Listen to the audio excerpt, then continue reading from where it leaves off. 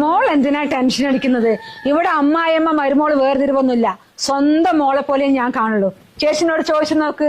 മോൻ ധൈര്യമായിട്ട് പോയിട്ട് വാടാ. ഇവളുടെ കാര്യം ഞാൻ നോക്കിക്കോളാം. ശരി അമ്മേ. ചേച്ചി ശരി. സച്ചിൻ വാ. പോ മോളെ പോ.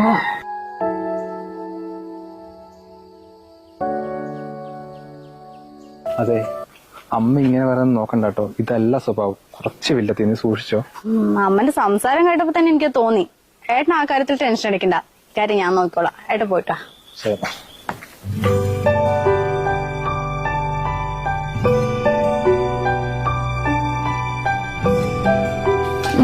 അവൻ പോയ മോളെ? ആ ഏട്ടൻ പോയി. അല്ല, നീ എന്ത് നോക്കി നിക്ക? പോയി പണിയെടുക്ക.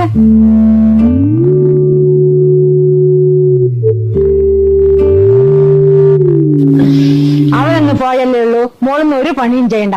നാളെ മുതൽ തൊട്ട് എന്താ പണി ചെയ്യാൻ അമ്മ പറഞ്ഞുതരാട്ടാ. കേറിക്ക.